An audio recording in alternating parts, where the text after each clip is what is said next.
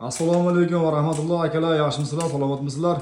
Yana bitta pechkamizni o'zimizda Andijon viloyati Ulug'nor tumaniga olib kelib qo'yib berdik. Bu akalar pechkamizni oldi ko'rinishlari hozir qurib, o'tlarini yoqib qo'ydik, bir ko'ringlarchi akalar. Nima deyapti, o'zidan hech xo'sh tutun qaytarmaydi inshaalloh. O'tgan safar go'zal holatda yonyapti. O'ta ham go'zal holatda bitkizib berdik. Endi akalar orqaga chiqamiz. Orqani kirib ko'rib qo'yasizlar.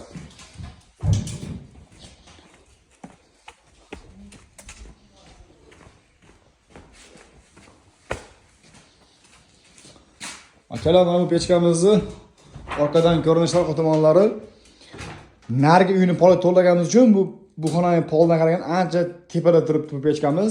Akamiz narigi old tomoniga pol to'lab beradi degan uchun to'lab berdi akalar mana.